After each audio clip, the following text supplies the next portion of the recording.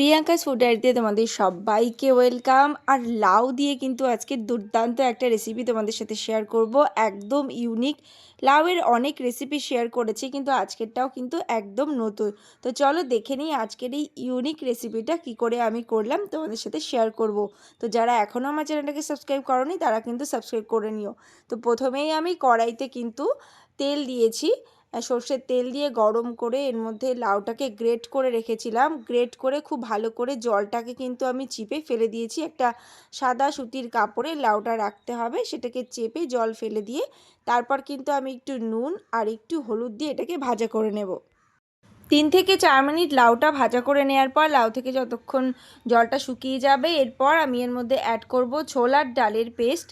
ছোলার ডাল ভিজিয়ে রেখে আমি বেটে নিয়েছি। এর মধ্যে ছিল আদা আর কাঁচা লঙ্কা, আর দিয়ে দিয়েছি আমি নুন, হলুদ, মিষ্টি আর একটু মৌরি আর কালো জিরে। মৌরিটা কিন্তু অবশ্যই দিতে হবে।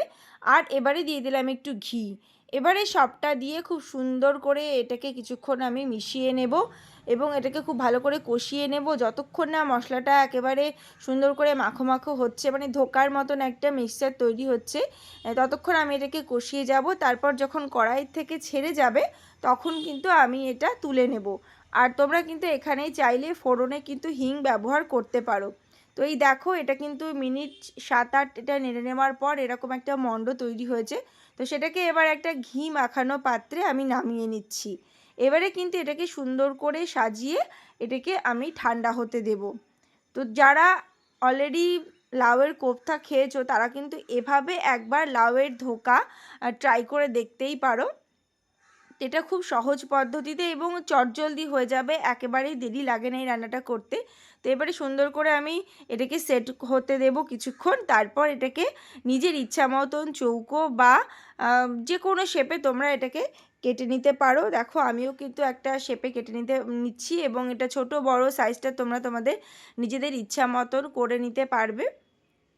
তো এত পর্যন্ত যারা দেখেছো রান্নাটা কাদের কাদের ইউনিক লাগছে অবশ্যই আমাকে কমেন্ট করে জানিও। আর এরকম আরও অনেক নতুন নতুন রান্নার ভিডিও দেখতে হলে প্রিয়াঙ্কাস ফুড ডায়েরি চ্যানেলটাকে কিন্তু সাথে রাখতেই হবে। যারা অলরেডি আমার চ্যানেলটাকে সাবস্ক্রাইব করেছে তাদেরকে তো অনেক ধন্যবাদ, আর যারা করোনি তাদের ভালো লাগলে অবশ্যই চ্যানেলটা সাবস্ক্রাইব করতে বলবো।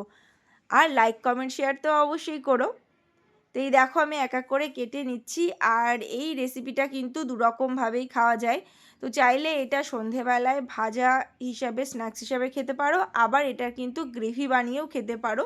তোমরা তোমাদের নিজের ইচ্ছা মতন কিন্তু এই রান্নাটা করতে পারো। তো ডালের সাথে ভাজা হিসাবেও কিন্তু এটা দিতে পারো। তো বিভিন্ন রকম অপশান তোমাদের কাছে থাকলো, যেটা তোমাদের ইচ্ছা সেটা করবে। তো এই যে চৌকো চৌকো করে পিসগুলো সুন্দর করে কেটে নিয়েছি। এবার কড়াইয়ের তেলটা খুব সুন্দর করে গরম করে নেব। ভালো করে গরম করে নিতে হবে সাদা তেল। তারপর আমি এক এক করে দিয়ে দেব।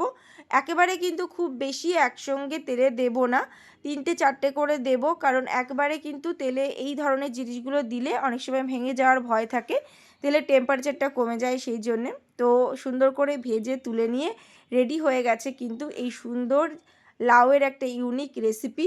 তো কেমন লাগলো তোমাদের এই রান্নাটা অবশ্যই আমাকে জানিও। তো দেখা হবে আবার নতুন ভিডিও নিয়ে।